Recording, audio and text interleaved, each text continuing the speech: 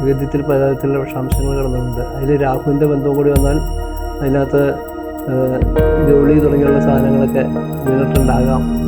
ഒരു കാര്യത്തിന് ഇറങ്ങിപ്പുറപ്പെടാനൊരു ചൊവ്വാഴ്ച പൊതുവെ മോശമാണ്. അതിൽ ആദ്യത്തെ 2.5 വർഷം ധനനഷ്ടം കൂടുതലുണ്ടാകാൻ സാധ്യതയുണ്ട്. പിന്നത്തെ 2.5 വർഷം നമുക്ക് ആരോഗ്യ പ്രശ്നങ്ങൾ പലതും വന്നിട്ട് പല കാര്യങ്ങളും മുടങ്ങാൻ സാധ്യതയുണ്ട്. ശരി, നല്ല കാലം മോശകാലം, ഈ 2 കാലഘട്ടത്തിലും നമ്മൾ എന്താണ് ചെയ്യേണ്ടത്, എന്താണ് ചെയ്യേണ്ടാത്തത്? അതിൽ നമുക്ക് ആദ്യം പറയുന്ന കാര്യം ചോറൂണിനെ സംബന്ധിച്ചാണ്. ചോറൂണിന് പറ്റാത്ത നാളുകൾ പൊതുവേ മോശമാണ്. അതുകൊണ്ട് ചോറൂണിന് പറ്റുന്ന നാളുകൾ ഏതൊക്കെയാണെന്നുള്ളതാണ് ആദ്യം ചിന്തിക്കേണ്ടത്. ചോറൂണിന് പറ്റുന്ന നാളുകളാണെങ്കിൽ പൊതുവെ കഴിക്കുന്ന ആഹാരത്തിൽ വിഷാംശം കുറവായിരിക്കും. ചോറൂണിന് പറ്റുന്ന നാളാണെങ്കിൽ. പറ്റാത്ത നാളാണെങ്കിൽ കഴിക്കുന്ന ആഹാരത്തിൽ വിഷാംശം കടന്നുകൂടാനുള്ള സാധ്യത കൂടുതലാണ്. അതുകൊണ്ട് അത് ഒഴിവാക്കണം. ഇപ്പോൾ അശ്വതി മകയിരം ച പുണർദം പൂയമത്തവും ഇതൊക്കെ ചോറൂണിന് പറ്റുന്ന നാളുകളാണ്. ആ നാളുകളിൽ ചെയ്യുന്ന കാര്യങ്ങൾ പൊതുവെ വിജയിക്കും. അത് മാത്രമല്ല, നമുക്ക് ഒരുപാട് കാര്യങ്ങൾ നോക്കാനുണ്ട്. അതിൽ പ്രധാനപ്പെട്ട ഒന്നാണ് ഈ ചോറൂണിന് പറ്റുന്നതാണോ എന്നുള്ളത്. ഇപ്പോൾ ദേവപ്രശ്നമൊക്കെ നോക്കുന്ന സമയത്ത് ചോറൂണിന് പറ്റാത്ത നാളാണെങ്കിൽ നമ്മൾ ഉടനെ പറയും അവിടുത്തെ നിവേദ്യത്തിന് ദോഷമുണ്ട് എന്ന് പറയും. നിവേദ്യത്തിൽ പലതരത്തിലുള്ള വിഷാംശങ്ങൾ കിടന്നിട്ടുണ്ട്. അതിൽ രാഹുവിൻ്റെ ബന്ധവും കൂടി വന്നാൽ അതിനകത്ത് ഗൗളി തുടങ്ങിയുള്ള സാധനങ്ങളൊക്കെ വീണിട്ടുണ്ടാകാം എന്നൊക്കെ പറയണം. അതേപോലെ ഷഡ്പദങ്ങൾ അതിനകത്ത് വീണിട്ടുണ്ടാകും. പാറ്റ തുടങ്ങിയുള്ള ഷഡ്പദങ്ങൾ അതിനകത്ത് വീണിട്ടുണ്ടാകാം. അങ്ങനെയുള്ള കാര്യങ്ങളൊക്കെ അതിൽ പറയേണ്ടി വരും. അപ്പം ചോറൂണിന് പറ്റുന്ന നാളാണോ എന്നുള്ളതാണ് ഏറ്റവും പ്രധാനമായിട്ട് ചിന്തിക്കുക അതിൽ. പിന്നെ വാരങ്ങൾ നോക്കും, ആഴ്ചകൾ. ഒരു കാര്യത്തിന് ഇറങ്ങിപ്പുറപ്പെടാനൊരു ചൊവ്വാഴ്ച പൊതുവെ മോശമാണ്. ശനിയാഴ്ച അത്രയും ദോഷമില്ല. ചൊവ്വാഴ്ചയാണെങ്കിൽ അപകടങ്ങൾക്ക് വരെ സാധ്യതയുണ്ടെന്നാണ്.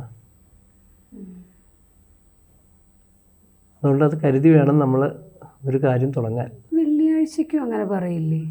വെള്ളിയാഴ്ചയ്ക്ക് പറയും. വെള്ളിയാഴ്ചയ്ക്ക് പറയുന്നത് നമ്മളൊരു കാര്യത്തിന് വേണ്ടി ഇറങ്ങി പുറപ്പെടുന്ന വെള്ളിയാഴ്ചയാണെങ്കിൽ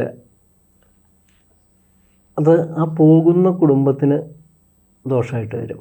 ലക്ഷ്മി ദേവി ഇറങ്ങിപ്പോകുന്ന പോലെ എന്നാണ് വരിക. ചൊവ്വാഴ്ചയാണെങ്കിൽ ജ്യേഷ്ഠാഭഗവതി വന്നു കയറുന്ന പോലെ എന്നാണ്. ഓ, അപ്പോൾ ചൊവ്വാഴ്ച ഇങ്ങനെ വന്ന് കയറാനും പാടില്ല, വെള്ളിയാഴ്ച ഇറങ്ങി പോകാനും പാടില്ല. പിന്നെ അതുപോലെ തന്നെ ഇപ്പോൾ ഒരാൾക്ക് ഇപ്പം ഇത് നമ്മൾ ചെയ്യേണ്ടാത്ത ഈ ഒരു കാലഘട്ടത്തിൻ്റെ കാര്യം പറഞ്ഞത്, അതല്ലാതെ നമുക്കൊരു നല്ല കാലവും ചീത്തകാലവും എന്ന് പറയുന്നൊരു ഗതി വരില്ലേ? അത് വരുന്ന സമയത്ത് ചെയ്യാൻ പാടില്ലാത്ത കുറേ കാര്യങ്ങളില്ലേ? നമുക്ക് പൊതുവെ ദശാകാലം ചിന്തിക്കണം. അതിൽ ആ ദശാകാലം നമുക്ക് അനുകൂലമാണെങ്കിൽ ചെയ്യുന്ന കർമ്മങ്ങൾ വിജയിക്കാനുള്ള സാധ്യത വളരെ കൂടുതലാണ്. എന്നാൽ ഈ ദശാകാലം മോശമാണെങ്കിൽ, ഉദാഹരണത്തിന് ശനിയുടെയും ചൊവ്വയുടെയും രാഹുവിൻ്റെയൊക്കെ ദശകൾ, കേതുവിൻ്റെ ദശ, ഇതൊക്കെ പലതരത്തിലുള്ള ദോഷങ്ങൾക്ക് സാധ്യതയുണ്ട്. ഇപ്പോൾ കേതുവിൻ്റെ ദശയിൽ ആണെങ്കിൽ പലർക്കും പലതരത്തിലുള്ള അപകടങ്ങൾക്ക് വരെ സാധ്യതയുണ്ടെന്നാണ് പറയുക. അതുകൊണ്ട് അതൊക്കെ നോക്കിയിട്ട് ഇറങ്ങിത്തിരിക്കുന്നത് എപ്പോഴും നല്ലതാണ്. പക്ഷേ കേതു എന്ന് പറയുന്നത് 7 വർഷമാണ്. 7 വർഷത്തേക്ക് നമുക്കൊരു കാര്യത്തും പുറത്തേക്ക് ഇറങ്ങില്ലാന്ന് നിശ്ചയിക്കാൻ പറ്റില്ലല്ലോ. ഒരിക്കലും പറ്റില്ല. അതുകൊണ്ട് നമുക്ക് അതിൽ തന്നെ നല്ല സമയം നോക്കിയെടുക്കണം. ഇങ്ങനെ വേണം കാര്യങ്ങൾക്ക് ഇറങ്ങി പുറപ്പെടാൻ. ഇപ്പോൾ ഈ മോശ സമയം എന്ന് പറയുന്നത് ചിലപ്പോൾ നമുക്ക് ഇപ്പോൾ പ്രത്യക്ഷത്തിലിരിക്കുമ്പം സാമ്പത്തികമായിട്ടോ അല്ലാതെയോ ഒരു പ്രശ്നങ്ങളോ കാര്യങ്ങളോ ഒന്നും ഉണ്ടാവില്ല. പക്ഷേ നമ്മളൊരു കാര്യത്തിന് തുടക്കം കുറിച്ച് കഴിയുമ്പോഴായിരിക്കും പ്രശ്നങ്ങൾ വരുന്നത്. അപ്പം നമുക്ക് മാനസികമായിട്ട് നമ്മൾ ഓക്കെയാണ്, ഹാപ്പിയാണ്, ആ ഒരു സമയത്ത് ചെയ്തിട്ട് പെട്ടെന്നൊരു മോശകാലം വരുന്നു.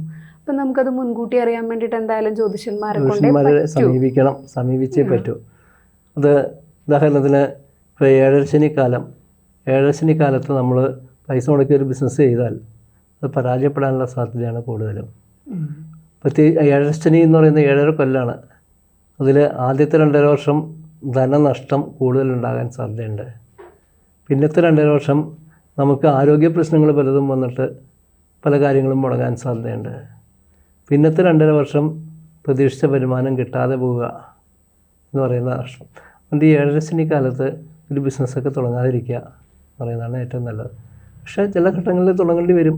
അത് പ്രത്യേകം സൂക്ഷ്മമായിട്ട് നോക്കിയിട്ട് ചില ഗ്രഹങ്ങളുടെ അനുഗ്രഹം, വ്യാഴം, ചന്ദ്രൻ, ശുക്രൻ തുടങ്ങിയുള്ള ഗ്രഹങ്ങളുടെ അനുഗ്രഹമൊക്കെ നോക്കിയിട്ട് തുടങ്ങാം. പക്ഷെ ചില കാര്യങ്ങൾക്ക് ബുധൻ്റെ അനുഗ്രഹമാണെങ്കിൽ നല്ലതാണ്. ആ ബുധൻ്റെ അനുഗ്രഹം ഉണ്ടെങ്കിലും നമുക്ക് തുടങ്ങാം ചില കാര്യങ്ങൾക്ക്. എല്ലാ കാര്യത്തിനും അത് പറ്റില്ല എന്ന് മാത്രം. ബുധന് നപുംസക പ്രകൃത പറയുക, അതുകൊണ്ട് അങ്ങോട്ടും ഇങ്ങോട്ടും ചായുന്ന പ്രകൃതമുണ്ട് അത്. അതുകൊണ്ട് ബുധനെ വെച്ചുകൊണ്ട് നമുക്ക് മാത്രം വിശ്വസിച്ച് ഒരു കാര്യത്തിന് ഇറങ്ങിത്തിരിക്കാൻ പാടില്ല. പക്ഷേ ബുധൻ ആരുടെ കൂടെ കൂടുന്നു എന്നുള്ളതനുസരിച്ച് അതിൻ്റെ പ്രാധാന്യം മാറുന്നു. പിന്നെ മറ്റൊന്ന്, ബുധനെ കൊണ്ട് ഇപ്പോൾ എഴുത്തുകുത്തുകളുമായിട്ട് ബന്ധപ്പെട്ട കാര്യങ്ങൾ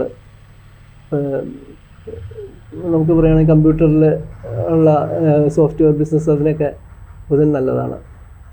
അങ്ങനെ വേണം അതിനെക്കുറിച്ച് ചിന്തിക്കാൻ. അപ്പോൾ അത് നോക്കിയിട്ട് വേണം ഏത് ദശാകാലമാണ്, ഏത് ഗ്രഹം അനുകൂലമായിട്ട് നിൽക്കുന്നു. ഇപ്പോൾ 7.5 കാലമാണെങ്കിൽ പോലും നമുക്ക് 2ാം ഭാവത്തിൽ വ്യാഴം നിൽക്കുന്ന കാലത്താണെങ്കിൽ ചെയ്യുന്ന ബിസിനസ് വിജയിക്കാനുള്ള സാധ്യത കൂടുതലാണ്. അല്ലെങ്കിൽ 7.5 കൊല്ലം നമ്മളൊന്നും ചെയ്യില്ല, നമ്മൾ മാറിയേക്കേണ്ടി വരും. അതിൻ്റെ ആവശ്യമില്ല. അത് നമുക്ക് ബിസിനസ് അവിടെ തന്നെ നമ്മൾ അതിൻ്റെ മുടക്കുമുതൽ കുറച്ചുകൊണ്ട് ചെയ്യുന്ന ബിസിനസ് ആയിരിക്കും കൂടുതൽ നല്ലത്. നമുക്കിപ്പോൾ ഒരു ഇതുപോലെ തന്നെയാണ് നല്ല കാലം എന്ന് പറയുന്നതും. ഇപ്പം ഈ ഒരു മോശ കാലഘട്ടത്തിൽ നിന്ന് മാറിയിട്ട് നല്ല കാലം വന്നോ എന്നറിയണം എന്നുണ്ടെങ്കിലും ദൈവജ്ഞനെ തന്നെ കാണണം നമുക്ക്. നമുക്ക് ശരിക്കും ഈ ഒരു പ്രശ്നം ഉണ്ടെങ്കിൽ അതിന് പരിഹാരമുണ്ട്. തീർച്ചയായിട്ടും ഇനി പരിഹാരമില്ലാത്ത പ്രശ്നങ്ങളുണ്ടോ?